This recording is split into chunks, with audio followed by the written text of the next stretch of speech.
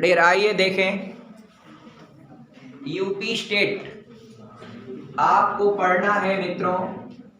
UP state पढ़ना है, अपना प्रदेश यूपी। और यूपी के बारे में जैसा कि आप जानते हैं, यूपी स्टेट लेवल का कोई भी एग्जाम होता है उससे क्वेश्चन आना ही आना होता है, चाहे वो आपका सुपर टेट हो, यूपी टेट हो, समीक्षा अधिकारी हो, यूपी पीसीएस हो, आईएएस हो। खास तौर पर यूपी स्टेट का कोई क्वेश्चन जैसे लेखपाल का है, बहुत सारे एग्जाम होने वाले हैं, तो सब में खूब क्वेश्चन पूछता है यूपी से रिलेट करके। तो आपको यूपी के बारे में पूरा एक एक शहर उसका स्पेशलाइजेशन आप पढ़ेंगे, ठीक है डियर। लेकिन अभी मैप के माध्यम से सिर्फ मेन जो स्थान है उसको रिकॉग्नाइज करने का प्रयास करते हैं। डियर मैप आप लोग अपने पास रख लिए होंगे। देखिए, ये जो यूपी है ना, उत्तर प्रदेश, इसका जो राज्य का विधिक स्थापना हुआ है 1 नवंबर 1956। 1 नवंबर 1956 ये आपका इसका स्थापना दिवस है डियर। नंबर 1 कंटेंट मित्रों, लखनऊ इसकी राजधानी है।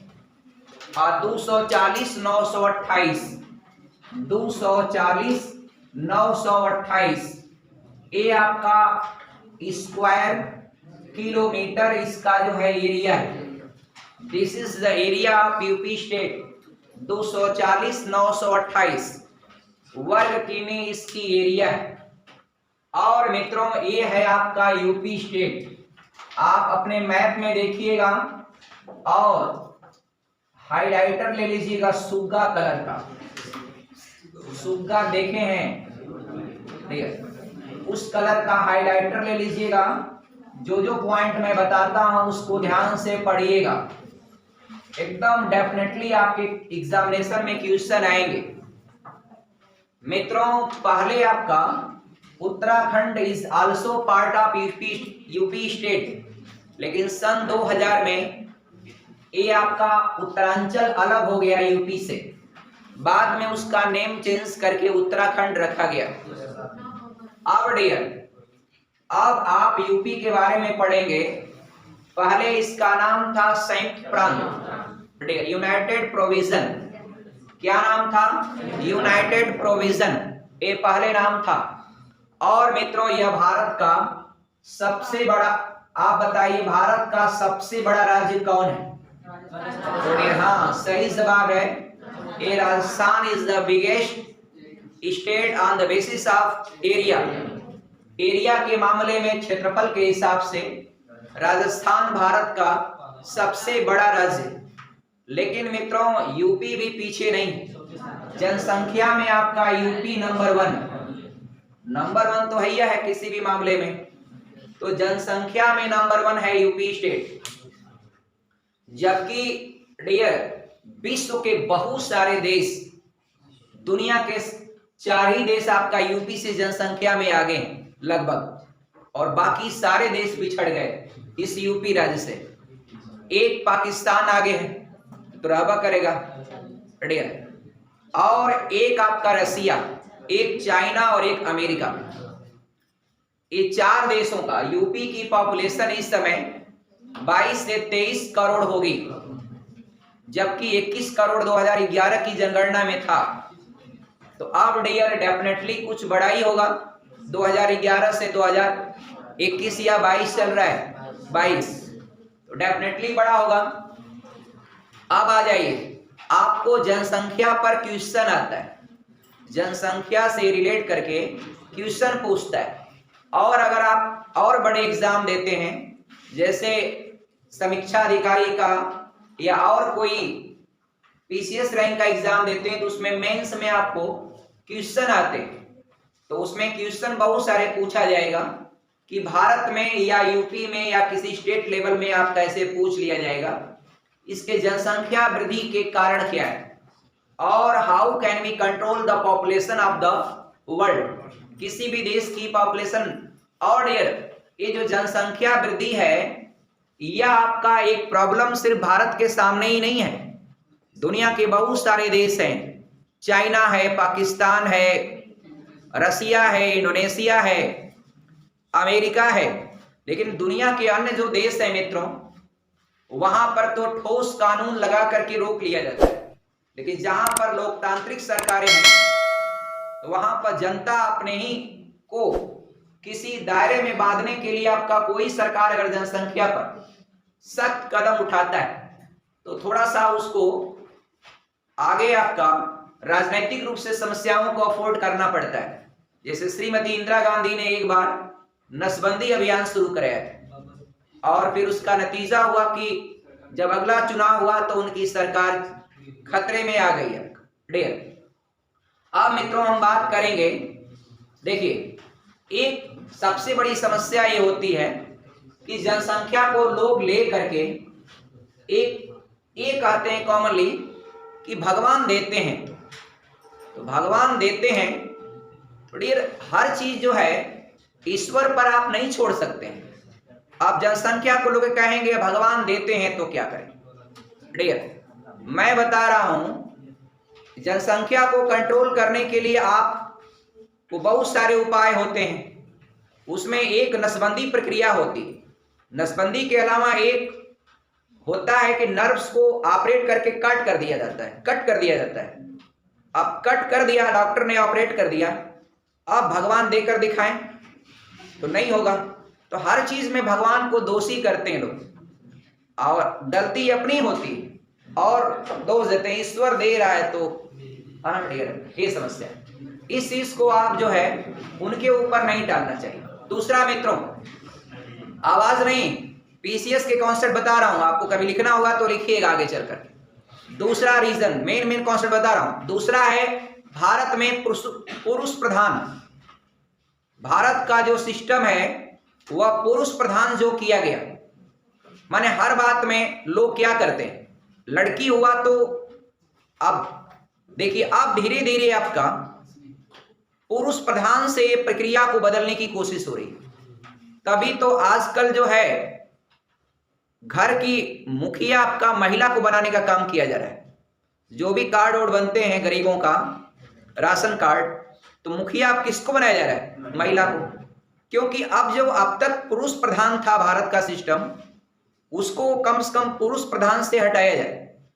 और कभी कभी देखा होगा किसी के 3 बच्चे 4 बच्चे, 3 बच्चियां 4 बच्चियां 5 बच्चियां और 6-6 7-7 हो जाती। क्यों? एक बच्चे के खोज में, एक बच्चे को प्राप्त करने के चक्कर में 5-5 बच्चियां हो गई। तो एक बच्चे को क्यों आपका परिवार खोजता है? क्योंकि परिवार पुरुष प्रधान बनना चाहता है। इसीलिए मित्रों अब हर समाज में बहुत गंभीरता की विषय वस्तु है, आप समझिएगा। अब पुरुष प्रधान समाज नहीं होना चाहिए। भाई किसी घर में किसी भी माता पिता कपुल को एक ही बच्ची हो गई, ठीक है, कोई बात नहीं, जैसे एक लड़का संभाल लेता है वैसे एक बच्ची संभाल लेगी, क्या फर्क पड़ता। किसी को 2 बच्चियां हो गई तो क्यों परेशान होने की जरूरत है आपका। जैसे एक लड़का संभालता परिवार को, एक लड़की संभाल लेगी, उसमें क्या दिक्कत है, नथिंग। लेकिन पहले क्या है, समाज को लोग पुरुष प्रधान बनाया गया। और रह गई बात कि लोगों के मन में अवधारणा होती है कि लड़का होगा तो अपने घर रहेगा, लड़की दूसरे घर चली जाएगी। जबकि अपना लड़का खुद अपना घर छोड़ करके, और जब इंजीनियर हुआ तो नोएडा में बिल्डिंग हो गई, फ्लैट हो गया, चला गया नोएडा। घर कितना दिन आएगा भगवान जाने, अब उससे ज्यादा लड़की घर आएगी। लड़का बंगलौर में हो गया, अमेरिका में हो गया, चेन्नई में हो गया, इंजीनियर कुछ भी हो गया, ऑफिसर हो गया, घर से आता ही नहीं है। तो जो चीज आप सोचते हैं कि लड़का होगा घर रहेगा, ये बातें बिल्कुल गलत है। तो समाज में अवधारणा को बिल्कुल हटाना चाहिए। समाज को एक तरफा पुरुष प्रधान नहीं बनाना चाहिए, उसमें पुरुष के साथ साथ महिलाओं की इक्वलिटी भागीदारी आपका प्रदान करना चाहिए। और मित्रों धीरे धीरे आप देख रहे हैं कि अब तो आपका महिलाओं को इतना अधिकार धीरे धीरे सरकार दे रही है, अब महिला सशक्तिकरण को बढ़ावा दे रही है। तो इसलिए अगर महिला समाज बनाएंगे, महिला प्रधान समाज बनाएंगे, तो मित्रों जनसंख्या अपने आप क्या होगी, कंट्रोल होगी। ज्यादातर आपने देखा होगा एक लड़की को प्राप्त करने के लिए लोग जनसंख्या 2, 3, 4, 5 तक पहुंचा देते हैं, कॉमन। क्यों? उनको तलाश है एक बच्चे की। अगर वो बच्चा पहला हो जाता तो उस परिवार में 2 ही जनसंख्या पर रुक जाता। लेकिन एक कारण होता है, इस कारण को आप समझिएगा। अगला रीजन क्या हो सकता है मित्रों? एक ग्रामीण ले लीजिए, ग्रामीण मतलब ग्रामीण एक गांव है, कोई भी गांव ले लीजिए। अगर मान लीजिए एक एग्जांपल इमेजिनेट करें, एक गांव ए है, एक गांव बी। अब एक गांव आपका ग्रामीण है मित्रों, और एक गांव आपका है शहरी, मतलब एक शहर का एरिया। अब बताइए एजुकेशन किस में बेहतर होगा? शहर में एजुकेशन बेहतर होगा। और यहाँ का एजुकेशन जो है यह आपका बेहतर नहीं होगा गांव एज कंपेयर टू शहर। तो मित्रों जनसंख्या किसकी ज्यादा होगी? गांव की। वो एक एरिया वाइज वो देखें अलग की बात है, मगर जनसंख्या किसकी ज्यादा होगी? कोई कह रहा शहर की। अरे आप किसी भी गांव की तुलना करिए, खैराबाद एक गांव है, भरतपुर गांव है, तुलना कर लीजिए किसी छोटे मोटे कस्बे से, जनसंख्या आपका अच्छी खासी है डियर। तो डियर ऐसा नहीं आपका। अब मित्रों क्यों होता है जनसंख्या? एजुकेशन सिस्टम आपका कमजोर है, वीक है मित्रों, इसलिए आपका जनसंख्या के पॉपुलेशन पर आपको परेशान होने की कोई आवश्यकता नहीं। एजुकेशन पॉइंट अपना स्ट्रॉन्ग करिए, किसी कम्युनिटी में चले जाइए आप नडियर। मान लीजिए कोई मुस्लिम बाहुल एरिया है, यह ए है मित्रों, यह बी। अब ये दोनों मुस्लिम बाहुल एरिया है, इसमें लोग आपका एजुकेटेड लोग हैं और इसमें अनएजुकेटेड लोग हैं, अनएजुकेटेड। अब बताइए पॉपुलेशन किसकी ज्यादा होगी? अनएजुकेटेड लोगों का। इन लोगों की पॉपुलेशन कम होगी। आप देखिए यहाँ पर एक मोहल्ला है सैदपुर, सैदपुर है, टोटल आपका अच्छे लोग हैं, सब लखनऊ रहते हैं, अच्छे अच्छे परिवार, किसी की एक लड़की, किसी की दो, किसी की एक, किसी की दो, बस ठीक, कॉमनली मैं देखा हूँ। और वहीं कोई कोई मोहल्ले में जाता हूँ ठीक, तो हाँ डियर पूरा समझिए आपका क्रिकेट टीम ही हो जाती है। तो कहने का मतलब है dear, by education you can control your population मित्रों। इसलिए कोई भी हो, लड़का हो लड़की हो, सबको एजुकेटेड करें। एजुकेशन हो जाएगा तो सरकार को बहुत ज्यादा पाबंद या कानून बनाने की कोई बहुत आवश्यकता है। अभी आपको पता होगा इस पर भी एक कानून का प्रपोजल बना था, अब एक्टिवेट हुआ या नहीं हुआ वो एक अलग की बात है, लेकिन कानून बनाना पड़ा। और मित्रों एक बात और सुनिए, जो बेरोजगारी का, अनएम्प्लॉयमेंट का एक रीजन ये भी होता है बढ़ती जनसंख्या, कारण है कि नहीं? आप देखिए जनसंख्या अगर कम रहेगी तो बेरोजगारी की जो समस्याएं हैं वो आपका क्या होगा?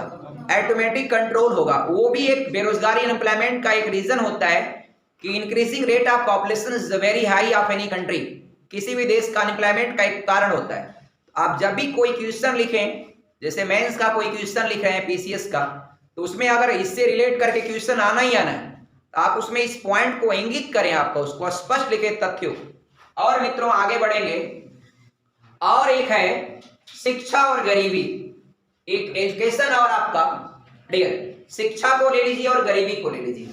ये दोनों चीजें आपका कहीं न कहीं जनसंख्या वृद्धि के लिए एक कारण बनती है। देखिए गरीब होंगे, आप गरीब होंगे मित्रों तो निश्चित बात है कि शिक्षा में अच्छा खासा पैसा लगता है, वो पढ़ा पाएंगे। जो गरीब होगा और जिसके 5 गो बच्चा होगा कहां से पढ़ेगा? नहीं पढ़ पाएगा। तो नहीं पढ़ पाएगा तो डियर वहां क्या होगा? रीजन यही होगा कि वहां जनसंख्या क्या होगी? डेफिनेटली इंक्रीज करेगी। तो जहां शिक्षा नहीं होगी, देखिए जहां गरीबी है वहां शिक्षा आना स्वाभाविक, क्योंकि जहां गरीबी नहीं रहेगी, अमीरी रहेगी, वहां लोग पढ़ेंगे। जहां गरीबी रहेगी वहां एजुकेशन सही दृष्टिकोण में नहीं चल पाता। मित्रों एजुकेशन का मतलब ये नहीं कि जो आपका जो सिस्टम बनाया गया, कॉमन स्कूल गया, एडमिशन हो गया, बस ऐसे आपका कोरोना काल में डिग्रियां मिलती रहीं, हाई स्कूल पास हो गया, प्रमोट कर गया, 9, 10, 11, 12 हो गया। एजुकेशन का ये मतलब नहीं होता है। एजुकेशन का मतलब होता है व्यवहारिक, नैतिक और आपका जो भी आपका तथ्यात्मक ज्ञानों का आपका उसको सर्वांगीण विकास हो हर पहलू को, तब जाकर के उसको एजुकेटेड माना जाता है। माने हर एक बौद्धिक स्तर पर या ज्ञानात्मक पहलू या हर एक पहलू पर उसका अच्छा ज्ञान होना चाहिए। आगे बढ़ेंगे मित्रों, आप देखिए एक बात और देखिए, दुनिया का हर कोई समस्या है, कोई भी समस्या है, तो जैसी समस्या है वैसा हथियार होता है।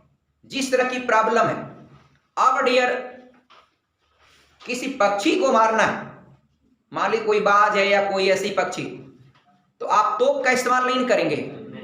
कोई छोटा जानवर है, अब जहां आप कहां डियर कोई छोटा, मतलब जिस तरह का आक्रमण करना है, जिस तरह का हमला करना है। अब जहां हेलीकॉप्टर की जरूरत है वहां फाइटर विमान इस्तेमाल नहीं हो सकता, जहां पर मिसाइल से काम होगा वहां कोई आपका बंदूक से काम नहीं कर पाएंगे। लेकिन डियर एक हथियार ऐसा है, शिक्षा बाय एजुकेशन, जो हर किसी समस्या का हल ढूंढ लेता है। कोई भी समस्या दुनिया में आपका कोई भी प्रॉब्लम क्रिएट हुआ तो bye education you can get solution of each problem in the world. पूरी दुनिया में हर एक समस्या का हल क्या होता है? शिक्षा। इसलिए मित्रों आप शिक्षा को ग्रहण करिए। एजुकेटेड रहेंगे तो किसी भी सिचुएशन, हर प्रकार की परिस्थितियां आएंगी विपरीत सर्कमस्टेंसेस, उसको हराने के लिए आपको हथियार मिल जाता है क्या? एजुकेशन। एक आंकड़ा मैं आपको देता हूं, मान लीजिए एक कॉमन सी बात, जैसे आप लोग की उम्र है जिस हिसाब से, उस हिसाब से आई होप दैट कि आपके दादा ओदा का अगर लिया जाए आंकड़ा, तो आपके दादा मित्रों 1960 में रहे होंगे। उनकी शादी, आपके दादाजी की शादी 1960 से 70 में हुई होगी, 1970।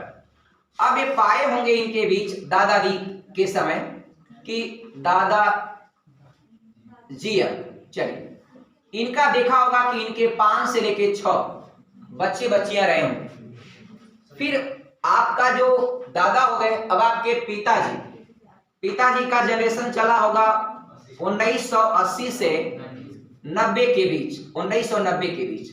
इसमें आपने देखा होगा ऑटोमेटिक जो आपके दादा दादी को पहले 5 से 6 बच्चे हुआ करते थे, डेफिनेटली कम हुए हैं। आ गया होगा आंकड़ा 3 से 4। जैसे हम लोग हम अकेले भाई हैं, मेरी 3 बहनें, तो 4 हो गया। अब मेरे बाबा के कम से कम 2 लड़के और 3 लड़कियां, 5 तो हो गया ना, 5 से आपका 3 4। अब आ जाइए आर के यादव पर आ जाइए।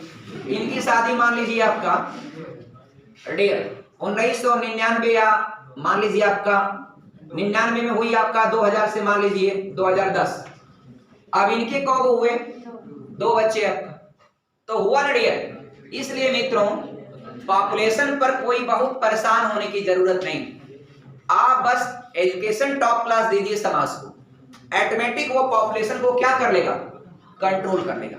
देखिए मित्रों कंट्रोल हुआ कि नहीं हुआ? कंट्रोल होता गया, एक कंट्रोल हो गया डियर जनसंख्या। क्यों? Bye education you can control the population of the world. और कोई दिक्कत नहीं आपका, आप तमाम नियम बनाइए, कानून बनाइए, वो आपका अलग की बात है, किसी सरकारों का व्यक्तिगत मामला है। But by education dear you can control the population of the world. अब मित्रों आगे बढ़ेंगे, एक अगला कंटेंट अब हम लेके चलते हैं, अपने यूपी स्टेट को आगे बढ़ाते हैं। और देखिए अगला कंटेंट अब आपका 1 बाय 1 करके आप अपने मैप में देखेंगे तो एक शहर मिलेगी आपको, सहारनपुर। मित्रों सबसे ऊपर में मिलेगा सहारनपुर, सबसे ऊपर सहारनपुर है। अब पहली बात, जरा एक बात और ध्यान दीजिएगा, एक बात और आपको प्रश्न करता है, कई बार पूछा गया है कि उत्तर प्रदेश राज्य से कितने राज्यों की सीमाएं आपका साझा करती?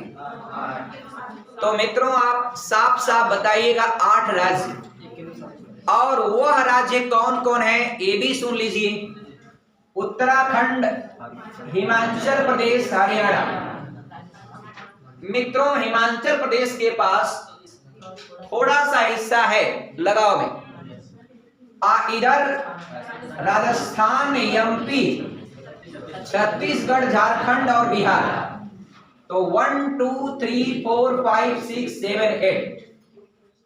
यहां कुछ लोग दिल्ली को लेके परेशान हो जाते हैं, जबकि दिल्ली एक राज्य है ही नहीं, दिल्ली को पूर्ण राज्य का दर्जा प्रदान है ही नहीं, वह एक यूनियन टेरिटरी है, केंद्र शासित प्रदेश है। मित्रों आज की डेट में केंद्र शासित प्रदेशों की संख्या 8 कैसे है? लद्दाख, जम्मू कश्मीर, चंडीगढ़, दिल्ली 4 हो गया, दमन दीव एवं दादरा एवं नागर हवेली ये दोनों मिला के 1 हो गए। पहले दमन दीव अलग था और दादरा और नगर हवेली अलग था। हालांकि दादरा और नगर हवेली की राजधानी सिलवासा है, लेकिन मित्रों जब दोबारा कार्यकाल हुआ भारतीय जनता पार्टी का और माननीय अमित शाह जी गृह मंत्री हुए दोबारा, तो उन्होंने दमन दीव को और दादरा एवं नागर हवेली दोनों को कंबाइन करके एक यूटी बनाने का काम किया।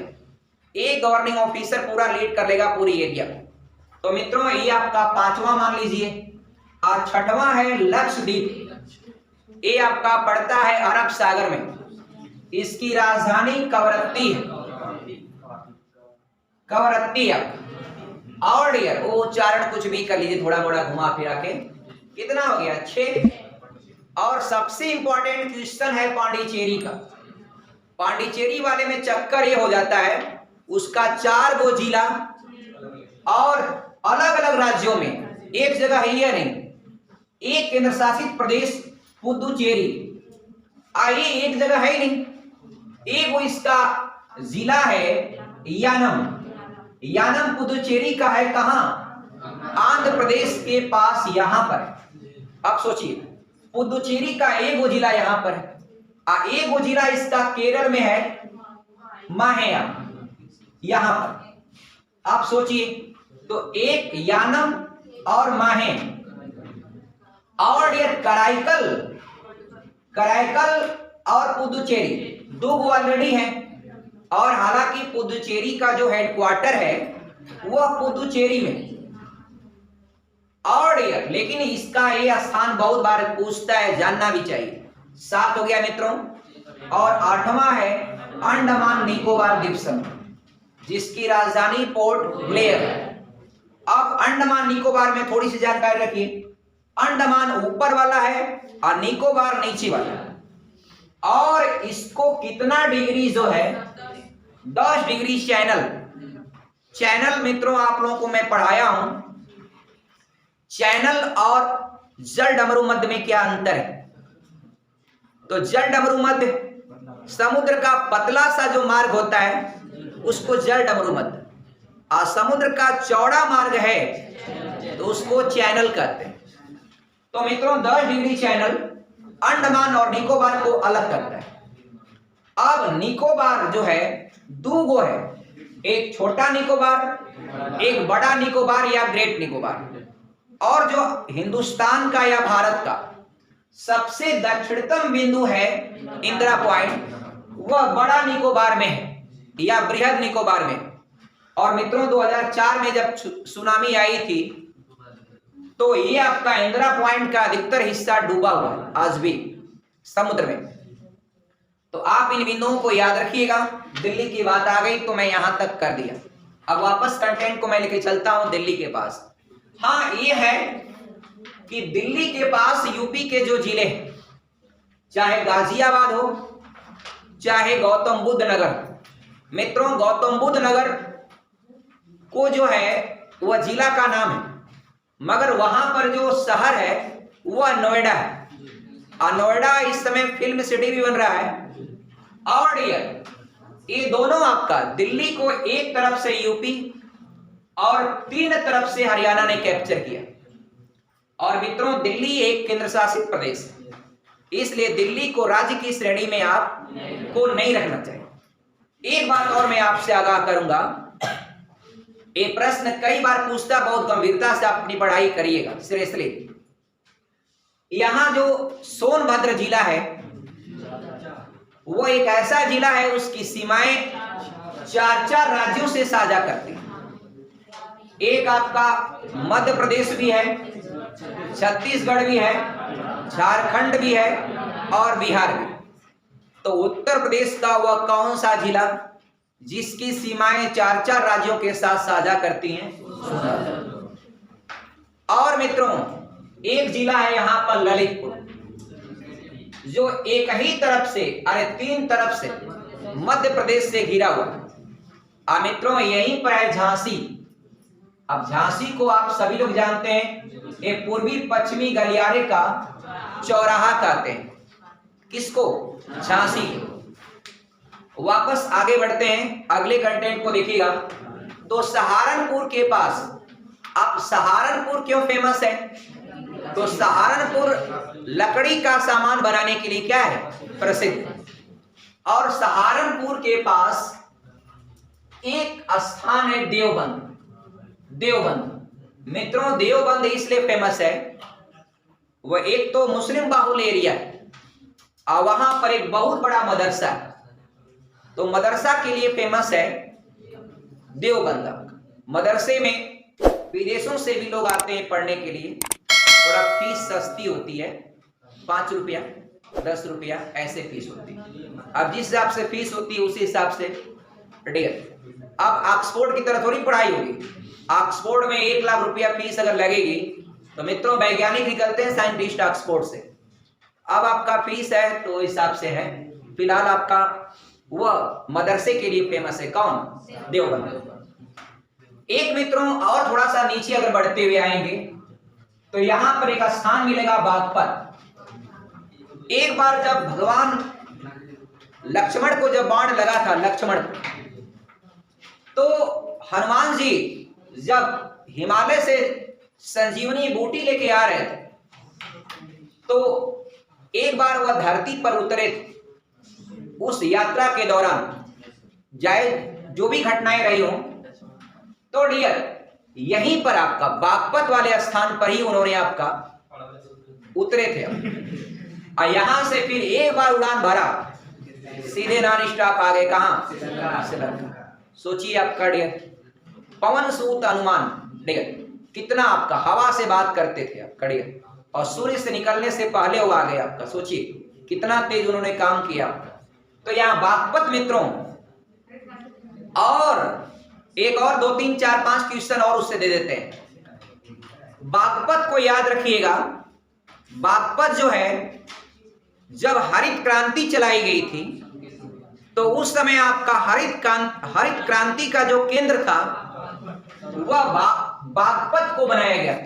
हरित क्रांति का केंद्र बिंदु सेंटर जो बनाया गया था वह बागपत को बनाया गया। और मित्रों ये जो हरित क्रांति, तो क्रांति क्या होती है, रिवॉल्यूशन क्या होता है?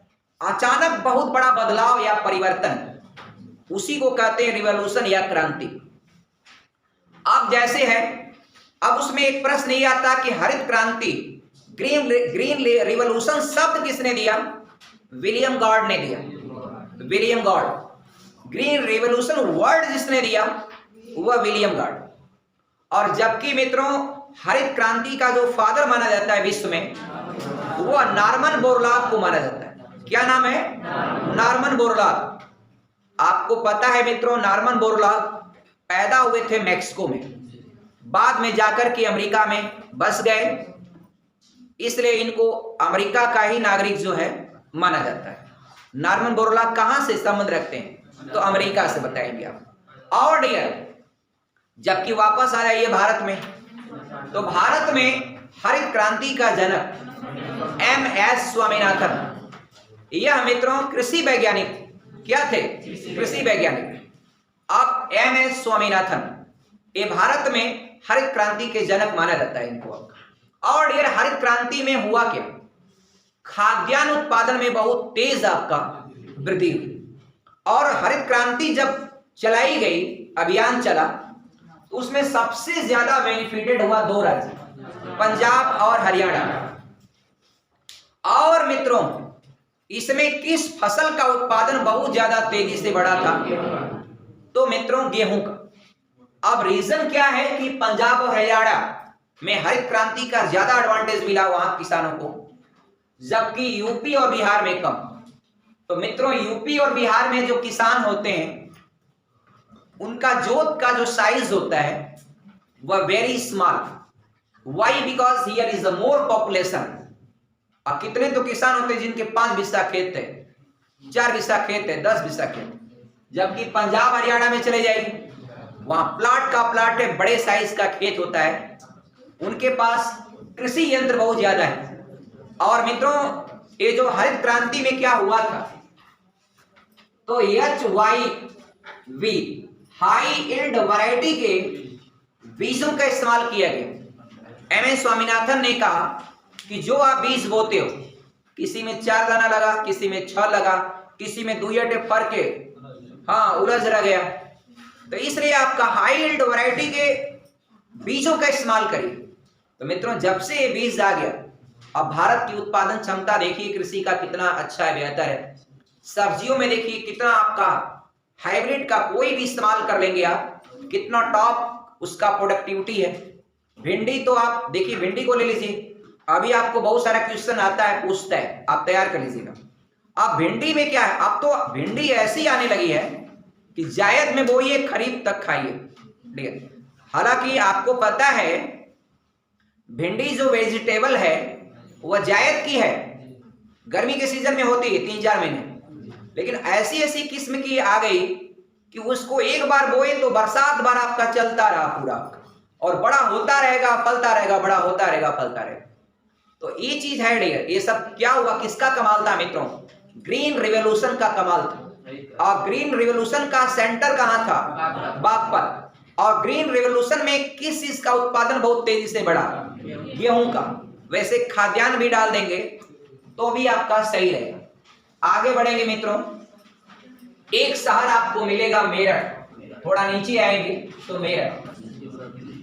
मित्रों आप याद रखिएगा, भारत में सबसे चौड़ा एक्सप्रेसवे अगर है तो दिल्ली टू मेरठ, दिल्ली से मेरठ, इतना चौड़ा, बहुत चौड़ा, आपका काफी लेन का होगा, बहुत ज्यादा चौड़ा, वो सबसे चौड़ा एक्सप्रेसवे अगर कहीं है तो मित्रों दिल्ली टू मेरठ। अब मेरठ को अगर पूछेगा क्यों फेमस है, तो स्पोर्ट का सामान बनाने के लिए फेमस है, क्रिकेट का खास तौर पर सामान, बैट, स्टंप, ग्लव्स, मतलब क्रिकेट के सारे आइटम ज्यादा, और हर प्रकार के स्पोर्ट आइटम बनते हैं मित्रों। और इंटरनेशनल स्तर पर जो खिलाड़ी खेलते हैं वो सारे के सारे बैट्स जो है वह मेरठ से ही बन के जाते हैं।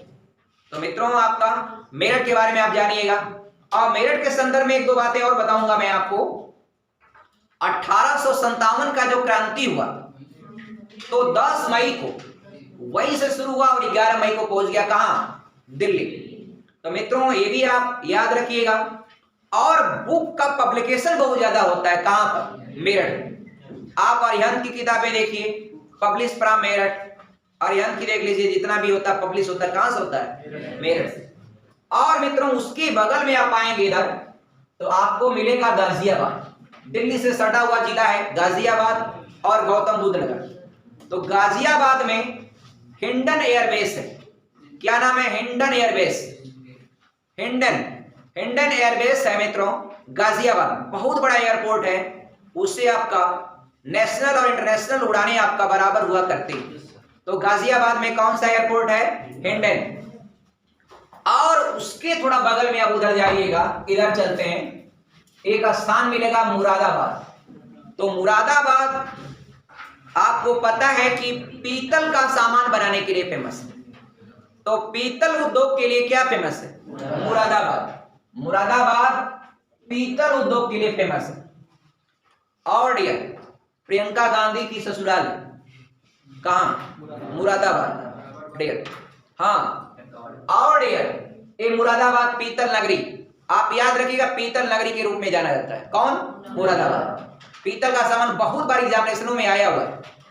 पीतल उद्योग के लिए कौन सी शहर भारत का प्रसिद्ध है या यूपी का। और ये उसके बाद एक स्थान उसी के नीचे मिलेगा बगल में, रामपुर। रामपुर मित्रों चाकू के लिए फेमस है, चाकू।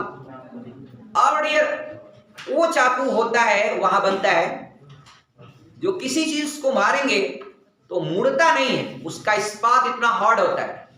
अब सब यहाँ जो चाकू को आप लोग बाजार में तो सब्जी वाला है, एक कहीं मारेंगे तो मुड़ जाएगा।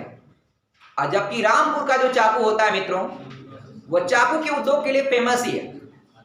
और तो चाकू वहां पर एक सेना में एक बना के देते हैं, गोरखा वाले रखते हैं। ये आपका ऐसे रहता है, कुछ ऐसे ही रहता है, ऊपर थोड़ा पतला होता है ऐसे, एक खुखरी उसको बोलते हैं डियर, खुखरी। गोरखा रेजिमेंट वाले अपने साथ खुखरी रखते हैं, और गोरखा वाले ही नहीं रखते हैं, कोई भी कमांडो होता है वो अपने पैर के पास यहाँ पर पिनिंग रहता है, यहीं पर रखते हैं, पैर के पास एकदम टैब होता है, उसी में रखे रहते हैं। इसलिए कि हो सकता है किसी परिस्थिति में हमारा हथियार, गोलियां खत्म हो जाए, कुछ खत्म हो जाए, एक बार एक सेना का जवान था, रिटायरमेंट, और वह ट्रेन से यात्रा करके आ रहा था, ट्रेन से यात्रा। तब तक उसमें ट्रेन के जो लुटेरे हैं, पहले जमाने में ट्रेन में लुटेरे चढ़ जाया करते थे और ट्रेन आपका लूट लेते थे। तो ट्रेन आपका के लुटेरे चढ़ गए आपका ट्रेन में। अब सबको लगे आपका छीनने मारने आपका, और सारा सामान उनका लेने। आप इसके पास भी आए, अब इस और वह बंदूक लिए थे और फायर भी करते थे, और फायर कर करके एक बार डरवा देते थे, ऐसे दूर फायर करके जंगले के पास ऐसे करके अपना सबका सामान ले रहे थे। और लेने के बाद यार इसके पास आए सेना का जो जवान था, और उसके पास एक ही खुखरी था, लेकिन पहले वो आए तो अब सोचा कि हथियार लिए हैं तो चलो अच्छा, परसों से ले रहे हैं तो 200-500 की बात है, छोड़ो हटाओ दे दो। और उसने दे दिया, लेकिन उसके पास खुखरी था, लेकिन उसने एक्शन कब लिया? जब वो सब लूटपाट करने के बाद एक महिला के पास पहुंचते हैं और उसके साथ अभद्र व्यवहार प्रदर्शित करते हैं, उसको डिस्टर्ब करते हैं, सामान भी लूटे। तब जाकर के उसने अपनी खुखरी निकाला और एक बार अपनी खुखरी से आपका 17 लोगों की हत्या किया था ट्रेन में। बहुत पॉपुलर केस है वो मामला, 17 लोगों को मारा था। तो सेना का जवान तब तक बर्दाश्त किया जब तक एक हमारी लूटपाट करते रहे, किसी महिला के साथ कोई अत्याचार को वह बर्दाश्त नहीं किया। जानते हैं विनाशकाली विपरीत बुद्धि, लूटपाट करने के बाद आपका अगर उतर जाते तो आपका अलग बात है, वैमनस्यता उनके अंदर थी तो आपका फिर गलत रास्ते पर गए। अंत में 17 लोगों को मारा था सेना का जवान, और खुखरी से मारता था। तो गोरखा वाले हमेशा क्या रखते हैं? खुखरी, और खुखरी की वो सब करते हैं क्या? आपका पूजा। आगे बढ़ेंगे तो रामपुर किस लिए फेमस है? चाकू के लिए। एक उसके बगल में स्थान मिलेगा पीलीभीत। पीलीभीत देखिएगा नेपाल के बहुत करीब है मित्रों। पहली बात की पीलीभीत जो है, नेपाल से जो पानी है ना, वह नेपाल से पानी आ करके वहां पर जमीन पर फैल जाता है, और वहां की जमीन हो जाती है आपका तर, एकदम पीली पड़ जाती, इसलिए आपका इसको डियर पीलीभीत के नाम से तो जानते ही जानते हैं। यह एक तराई बेल्ट है, पूरी तरह से क्या है? तराई बेल्ट। यहां पर बहुत कम गहराई पर पानी निकल आता है, और नेपाल से आने वाला पानी यहां पर फैल जाता है और तराई बेल्ट का क्रिएशन करता है। आगे डियर उसके बगल में बढ़ेंगे तो ये आपका लखीमपुर खीरी, जहां पर एक उद्यान है, बहुत फेमस है, कई बार डेट में पूछा गया, दुधवा राष्ट्रीय उद्यान।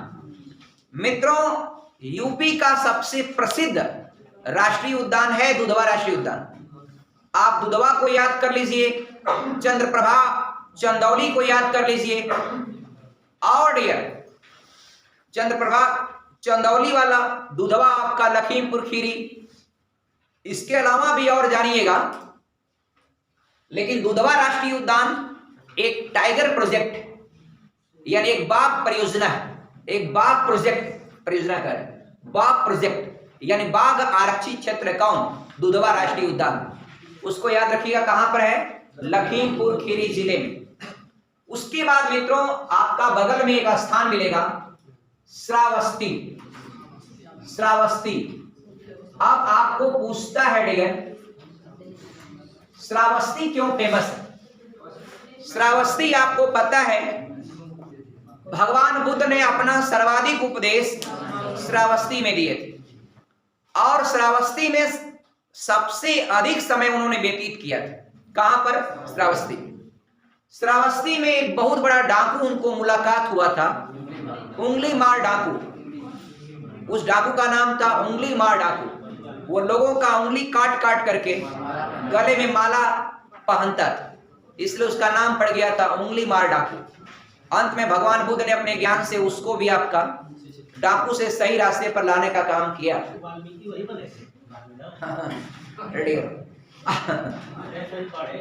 और श्रावस्ती महाजनपद की राजधानी थी।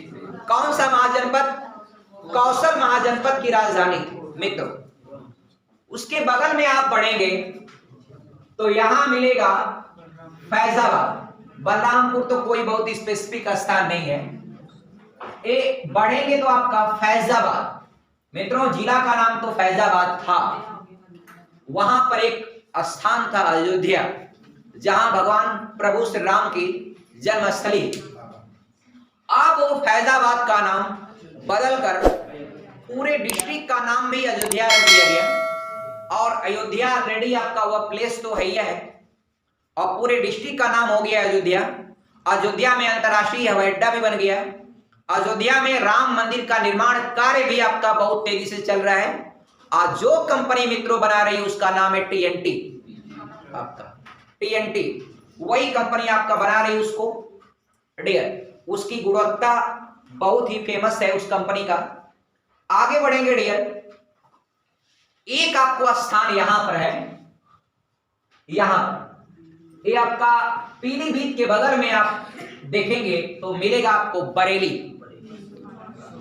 बरेली मित्रों सेना का मुख्यालय, सेना का एक कमांड मुख्यालय है क्या, बरेली। बरेली में बहुत सारी भर्तियां होती। एक बार की बात थी डियर, बरेली में लड़के जो है ट्रेन के ऊपर बैठ गए थे और ट्रेन के ऊपर बैठ के जा रहे थे। और वह ट्रेन तब तक जो है एक ऐसे पुल के नीचे से गुजरी जो कहीं कहीं ऐसे बना रहता है, ऊपर सड़क है, नीचे से ट्रेन गुजर रही। अब वह लड़के ना भर्ती में जानते ही हैं आपका बीएसएफ या कोई भर्ती रिक्रूटमेंट चल रहा है, सारे के छत पर चढ़ जाते हैं, इतना शरारत, जबकि ऐसा नहीं करना चाहिए। ऑलवेज शुड अवे फ्रॉम आपका दिस टाइप एक्टिविटी। उस समय विद्युत ट्रेनें ज्यादा नहीं हुआ करती थी, कॉमन डीजल की चलती थी, ट्रेन के ऊपर चढ़ जाते थे। अब डियर तब तक वो पुल आ गया, ध्यान ही नहीं दे रहे हैं, और ट्रेन का ड्राइवर को क्या पता कि ऊपर भी बैठे, वो डियर ऐसे क्रॉस करते हुए आपका, और काफी लोग आपका उसमें जो है मतलब इंजुरी हुई है बहुत ज्यादा। तो इसलिए मित्रों कभी भी आपका भर्ती के दौरान कोई भी ऐसी अनैतिक गतिविधियों में आपका सम्मिलित न होने, आपका कभी भी आपका अपने आप का हर चीज पर क्या रखना चाहिए आपको, कंट्रोल, अपने आवेग पर कंट्रोल रख करके आप काम करें। भीड़ का कभी भी गलत इस्तेमाल न होने दें आपका कोई भी रूप। हाँ, बरेली मित्रों सुरमा नगरी के नाम से फेमस है, सुरमा नगरी। और एक गाना पहले चला करता था हम लोगों के पिता जी के जमाने में, हाँ, झुमका गिरा रे बरेली के बाजार। तो ये गाना आपका पुराने जमाने गाना है, आपको इस गाने को उतना ज्यादा आजकल के लड़के कहाँ स्थान देते हैं, पहले जमाने के गाना गाया जाता था। बरेली के बाद मित्रों एक राय बरेली है, बरेली अलग है, राय बरेली अलग। मित्रों राय बरेली थोड़ा आएंगे लखनऊ के पास, तो लखनऊ से इधर उन्नाव के बगल में आएंगे, उन्नाव की इधर फतेहपुर के ऊपर आपका गौरीगंज के बगल में, ये बीच में है रायबरेली। मित्रों रायबरेली जो है यहां से श्रीमती सोनिया गांधी सांसद है। आप पहले श्रीमती इंदिरा गांधी और भी नेहरू परिवार के लोग जो है यहां से लड़ा करते थे, और वर्तमान समय में श्रीमती सोनिया गांधी यहां से सांसद हैं। और उसके बगल में है आपका एक स्थान पड़ता है अमेठी। मित्रों अमेठी से इस समय स्मृति ईरानी सांसद है, किसको, राहुल गांधी को हराकर, राहुल गांधी को हराए। राहुल गांधी फिर यहां से वायनाड गए, वायनाड पड़ता है केरल में। अब राहुल गांधी यहां जाकर के जीते, दो जगह से लड़े थे, एक जगह तो स्मृति ईरानी ने उनको हरा दिया अमेठी से। ये आपका महिला की ताकत समझते होंगे आप लोग। आगे बढ़ते हैं डियर। और डियर उसके बाद एक स्थान और बताता हूं भारत में, उत्तर प्रदेश में ऊपर ही है, आप देखेंगे अलीगढ़। अलीगढ़ को देखिएगा क्यों फेमस है ये मित्रों। अलीगढ़ जो है पहले तो सबसे ज्यादा पॉपुलरिटी इसकी एएमयू से, अलीगढ़ मुस्लिम यूनिवर्सिटी।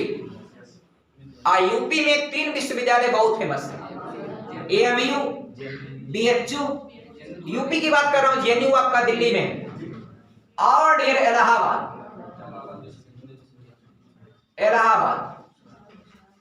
तो डियर ये आपका 3 विश्वविद्यालय बहुत फेमस है। इसका एएमयू का पहले नाम था शुरुआत समय में, उस समय अलीगढ़ एंग्लो ओरिएंटल कॉलेज, बाद में इसका नाम चेंज कर दिया गया। और अलीगढ़ क्यों फेमस है, तो ताला उद्योग के लिए फेमस है। अब आपसे प्रश्न करेगा ताला प्रोजेक्ट का संबंध कहां से, तो भूटान से। बहुत बढ़िया, शाबाश। एक भारत ने भूटान में जाकर के बिजली परियोजना बनाई, उसका नाम है ताला परियोजना, उसको अंग्रेजी में ताला प्रोजेक्ट कहते हैं। जब मित्रों जिस चीज पर दबाव देके प्रश्न करे ताला परियोजना कहां पर है, तो दबाव दे रहा है, प्रेशर देकर के पूछता है, समझ जाइए उसमें कुछ ना कुछ खेल है। तो आप पूछेगा ताला प्रोजेक्ट कहां है, तो भूटान में। अब जैसे कह दिया आपका महिला जयवर्धने, तो जोर दे दिया महिला, वो महिला नहीं है डियर, पुरुष। अब स्टार फिश, मित्रों फिश नहीं होती है, स्टार फिश फिश नहीं होती है, तो लेकिन नाम है उसका स्टार फिश।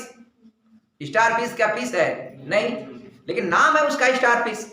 क्या महिला जयवर्धने आपका महिला है? नहीं डियर, पुरुष है। तो वही चीज है डियर, ताला परियोजना या ताला प्रोजेक्ट। ताला उद्योग के नाम से कहेगा, ताला उद्योग उत्तर प्रदेश के किस शहर में फेमस है, किस शहर में आपका होता है, तब अलीगढ़ बताएं। और एएमयू के लेके प्रश्न पूछे वो भी बता दीजिए, अलीगढ़ मुस्लिम यूनिवर्सिटी। तो ये 2-3 बातें आप पूरा मेंटेन करेंगे, इसमें किसी प्रकार का कोई त्रुटि ना। आगे बढ़ते हुए अगला एक पॉइंट लीजिएगा, मथुरा के संदर्भ में मित्रों थोड़ा बात करें। मथुरा, आइए वापस चलते हैं मथुरा की ओर। आगरा के पास पड़ता है, सटा हुआ जिला है, आगरा के पास सटा हुआ जिला है मथुरा। आगरा मथुरा दोनों की सीमाएं आपका लगती हैं किससे? राजस्थान से। अब मथुरा मित्रों भगवान श्री कृष्ण की जन्मस्थली, सोचिए जरा किसकी जन्मस्थली है? भगवान श्री कृष्ण की। और मित्रों भगवान श्री कृष्ण, सोचिए आप, इस धरती पर एकदम अद्भुत उनकी आपका लीला रही और उनको सबसे ज्यादा पॉपुलैरिटी मिली है कुरुक्षेत्र में, जो उन्होंने गीता का उपदेश दिया था। और डियर भगवान श्री कृष्ण वहां पर देखिए, भगवान श्री कृष्ण का नाम आता है तो कर्ण की भी यादें आती हैं। कर्ण एक ऐसा योद्धा था डियर, जो वास्तव में उसका कुंडल और कवच अगर दान में लिए नहीं गए होते छल कपट करके, तो कोई आपका कौरवों की सेना को हरा नहीं पाता। और मित्रों उसके बाद जब उनका रथ, कर्ण का रथ जब युद्ध के मैदान में धंस जाता है, तो वह जब रथ के एक पहिए को उठा रहे थे, उस दौरान उन्होंने इशारा करके अर्जुन, तो अर्जुन को इशारा दिया, तो डियर तब जाकर के उन्होंने मारा था। तब उन्होंने, कर्ण ने बोला था, प्रभु जरा मर्यादा का भी ख्याल रखें। तो उसी समय मित्रों आपका अर्जुन ने, भगवान श्री कृष्ण ने उनको जवाब दिया था कि वो याद दिलाया था कि द्रौपदी को, पांचालिन किसको कहा जाता है? द्रौपदी को उन्होंने वैश्या कहा था, वैश्या कहा था। किसने कहा था? कर्ण ने। तब उन्होंने कहा कि तब आपकी मर्यादा कहां थी, जब आपने पांचालिन को आपका वैश्या कहा था। तो मित्रों इसीलिए कहा जाता है कि शब्द हर किसी व्यक्ति को संभल कर बोलना चाहिए। कर्ण ने वो गलती किया, उस मर्यादा का बदला आपका वहां युद्ध में उसको देना पड़ा। और मित्रों कर्ण की एक रचना है रश्मि रथी, रिटन बाई आपका सूर्यकांत त्रिपाठी, नहीं रामधारी सिंह दिनकर, रामधारी सिंह दिनकर ने लिखा है रश्मि रथी। जो बहुत कभी स्ट्रेस में आ जाए, तनाव में आ जाए, अपनी जिंदगी से परेशान हो जाए, रश्मि रथी पढ़ ले, सारा तनाव दूर। मित्रों रश्मि रथी इतनी टॉप रचना है कर्ण के जीवन पर। और कर्ण जब आपका युद्ध के मैदान में उसको बाण लग जाता है और गिर जाता है, भगवान श्री कृष्ण ब्राह्मण का रूप धारण करके जाते हैं उसके पास, और अंत में मरते मरते उससे मांगते हैं कुछ दे दीजिए। तब वह कहता है ब्राह्मण मेरे पास देने के लिए कुछ भी नहीं, तोड़िए। तब उसने फिर आपका कोई याद दिलाने का काम करते हैं कि आपके पास सोने का दांत। तब उसने आपका डियर वह बगल से आपका एक पत्थर लेता है, पत्थर से मारता है और दांत टूट जाता है, वो देता है। लेकिन तब आपका बोले भगवान कृष्ण ने बोला कि वो जो जूठा हुआ कोई चीज दांत से निकाला मुंह से, जूठा हम नहीं लेंगे। तब उन्होंने कहा कि प्रभु मेरे शरीर पर इतने बाण लगे हुए, मैं घायल हूं, मैं तो अपनी धनुष नहीं उठा सकता, कृपया मेरी धनुष उठा के दे दीजिए। तो उन्होंने कहा नहीं, मैं अगर धनुष उठा के दे दूंगा तो मैं तो कर्म कर लूंगा, मैं खुद कर्म कर लिया। तो कर्म करके कोई चीज प्राप्त करना वो भिक्षा थोड़ी कहलाएगी, दान थोड़ी कहलाएगा। तब वह कांड, वह बाण लगा हुआ व्यक्ति कराहते हुए किसी तरह घसीटते हुए जाता है, अपनी धनुष उठाता है, आसमान में मारता है, वर्षा होती है इंद्र से और वह दांत को, जो सोने का दांत था, उसको धुलता है, देता है। तो कर्ण का जीवन परिचय मित्रों, किताबें बहुत हैं ऐसी जो आप लोगों के जीवन में आपका बहुत कुछ बदलाव दे सकती है, मगर वैसी किताबें ऑटोबायोग्राफी आप लोग को ज्यादा मिल नहीं पाती हैं। नहीं तो बहुत सारी चीजें ऐसी पढ़ें तो आप लोग अपने जीवन को बिल्कुल चेंज कर सकते हैं, बदल सकते हैं, कुछ भी। देखिए आपका महापुरुषों के जीवन में कैसा संघर्ष रहा और उस संघर्ष से अपने संघर्ष को तुलना करिए तो देखिए आपका संघर्ष कितना छोटा है। अभी आपको संघर्ष करिए, और विज्ञान का नियम है, बिना संघर्ष किए कुछ भी होने वाला नहीं, और संघर्ष करना ही करना है, चाहे हंस के करें चाहे रो के करें। तो इसलिए मित्रों, रो के संघर्ष करने का कोई मजा नहीं होता। जब पूरी जिंदगी संघर्ष ही करना है, 2 साल करना है तो चलो भैया रोगा के कर ले, लेकिन जब पूरा लाइफ संघर्ष ही करना है तो फिर मित्रों हंस के संघर्ष करने की कोशिश करिए। समस्याएं हमेशा आती हैं, ऑलवेज आपका डोंट अफ्रेड फ्रॉम आपका स्ट्रगल, संघर्ष से आपको भयभीत होने की जरूरत नहीं है। Always love to with struggle, संघर्ष से आप प्रेम करें, मेहनत करें, आगे बढ़ें। क्योंकि आप देखे होंगे कृष्ण ने भी संघर्ष नहीं किया होता तो आज भगवान नहीं बनते। महाप्रभु आपका रामचंद्र जी अगर संघर्ष नहीं करते, 14 साल वनवास नहीं जाते तो भगवान नहीं कहलाते। बुद्ध ने अगर संघर्ष नहीं किया होता तो मित्रों भगवान नहीं कहलाते। तो सोचिए, आप तो एक सामान्य गवर्नमेंट जॉब की तैयारी के लिए एक छोटा सा एक टास्क लेकर आए, आपका टास्क उसकी तुलना में, भगवान की तुलना में क्या, एक भगवान बनना आम व्यक्ति को, और आपका टास्क तो वेरी स्मॉल। फिर भी देखिए आपका उस बड़े बड़े टास्कों को पाने के लिए लोगों ने क्या किया, संघर्ष किया। तो मित्रों आई होप दैट अभी क्लास तो और आपका आगे कंटेंट सब बचे हुए हैं, बट आज की क्लास में बस इतना ही।